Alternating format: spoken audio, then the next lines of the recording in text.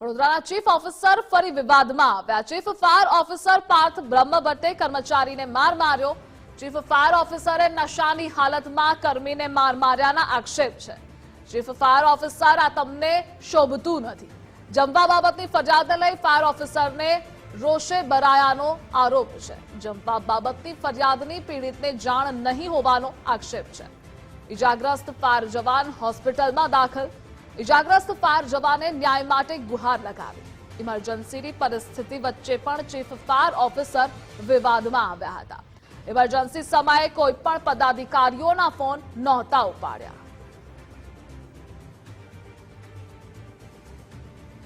તો chief fire ઓફિસરે નશાની હાલતમાં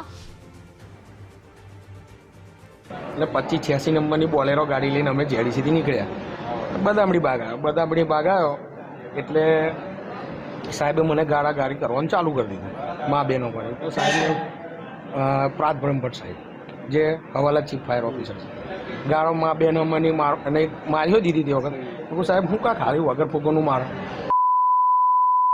મને ભોન નહીં એમ ના બોલવાનું બોલ્યું તમને એમ તમને ખબર નહીં પડતી પણ હું કારણથી તમે મને મારો છો ગાર દો છો તો કે તમે ખાવાનું ખબર નહીં પડતી તમને ખાવા માટે તમે કમ કમ્પ્લેન કરો છો પણ મેં કોઈ જે વસ્તુ હું જાણતો જ નહીં પછી તમે મને કંઈ નથી કહી શકો।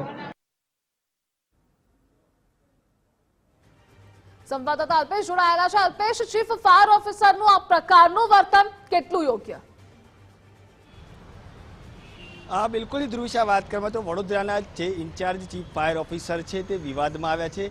ગઈકાલે મોડી રાતનું આખી આ જે ઘટના છે તે બની હતી। પોતાના જ વિભાગના જે ફાયર કર્મી છે તેને માર મારવાનો પણ જે વિડીયો છે તે સામે આવ્યો છે। સાથે સાથે કહીએ તો જે રીતે ક્યાંક ને ક્યાંક જે કર્મી છે તે પોતાની વ્યથા વ્યક્ત કરી રહ્યો છે કારણ કે જોઈએ તો તેઓના દ્વારા નશાની હાલતમાં આ જે ફાયરનો કર્મી છે તેને માર મારવામાં આવ્યો હતો। ગઈકાલે મોડી રાત્રે જે બે ફાયર કર્મી હતા તેમને ત્યાં બોલાવવામાં આવ્યા હતા અને થોડું મોડું થતાં જમવાની બાબતમાં જે ફાયર વિભાગના જે ચીફ ઓફિસર છે પાર્થ બ્રહ્મભટ્ટ તેમણે આ જે ફાયર કર્મી છે તેને માર માર્યો હતો। ત્યારબાદ આજે ફાયર કર્મીને ઈજા થતાં હોસ્પિટલમાં ખસેડવામાં પણ આવ્યા હતા। આવી અનેકવાર ઘટનાઓ બની ચૂકી હોવાનો જે ઘટસ્ફોટ છે તે પણ આ ફાયર કર્મી દ્વારા કરવામાં આવ્યો છે। પોતાના જ કર્મીઓને પોતાના જ કર્મીઓ સામે માર મારવામાં આવે છે ત્યાં સુધીના આક્ષેપ છે તે ફાયર કર્મી દ્વારા લગાવવામાં આવે છે।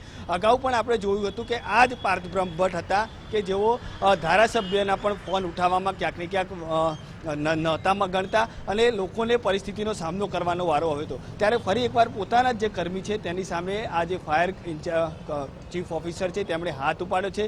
ફાયરના જે કર્મીઓ છે તે પણ ક્યાંક ને ક્યાંક આ જે ચીફ ઓફિસર છે તેનાથી ત્રાહીમામ પોકારી ઉઠ્યા હોય તે પ્રકારની પરિસ્થિતિનું નિર્માણ થયું છે। છેલ્લા કેટલાય સમયથી આ પ્રકારની પરિસ્થિતિનો હાલ તો આ જે ફાયર વિભાગના જે કર્મચારીઓ છે તે સામનો કરી રહ્યા છે તેવો આક્ષેપ પણ તેમણે કર્યો છે કારણ કે અવારનવાર નશાની હાલતમાં જે આવતા ફાયર ચીફ ઓફિસર આવતા હોય છે અને ત્યારબાદ આ જ પ્રકારનું વર્તન છે તે પોતાના કર્મચારીઓ સાથે કરતા હોય છે। હાલ તો આ જે ફાયરના જે ચીફ જે કર્મચારી છે તેઓ કમિશનર પાસે પણ આશા રાખી રહ્યા છે કારણ કે તેઓ કહી રહ્યા છે કે હું તો એક નાનો માણસ છું, મારી આ જે ગુહાર છે તે ક્યાં જઈને અટકશે, મારું શું થશે નક્કી નથી, પરંતુ હું છેલ્લા કેટલાય સમયથી આ પ્રકારની પરિસ્થિતિનો સામનો કરી રહ્યો હતો અને આખરે જ્યારે આ પ્રકારની પરિસ્થિતિનું નિર્માણ થયું કે મને માર મારવામાં આવ્યો ને ત્યારબાદ આખી આ જે રજૂઆત છે તેણે કાલે કરી હતી।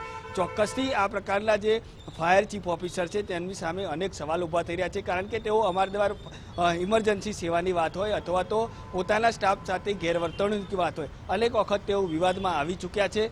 શા માટે કોર્પોરેશન છે તે આવા ફાયર ચીફ ઓફિસરને છાવરે છે તે ખબર નથી પડતી કારણ કે અગાઉ પણ આ જ ફાયર ચીફ ઓફિસર હતા તેમણે 4 ધારાસભ્યોના ફોન પણ રિસીવ નહોતા કર્યા અને 4 દિવસ પછી જ્યારે પૂછવામાં આવે છે ત્યારે કહે છે કે હું કામમાં હતો, ઇમરજન્સી સેવાઓ હતી, પરંતુ 4 દિવસ સુધી આ જ ચીફ ઓફિસરને ફોન પણ દેખાતા નથી। એટલે ચોક્કસથી આ પ્રકારની જે ગેરવર્તણૂક સામે આવી છે તેને લઈને હાલ તો અનેક સવાલો ઊભા થઈ રહ્યા છે। હવે વડોદરા મ્યુનિસિપલ કમિશનર છે તેમની પાસે આજે ફાયર કર્મી છે તેમણે ગુહાર લગાવી છે। હવે કયા પ્રકારની કાર્યવાહી છે તે આ ચીફ ઓફિસર પર થાય છે તે જોવું રહ્યું। જી અલ્પેશ, જોડાવા બદલ આભાર આપનો।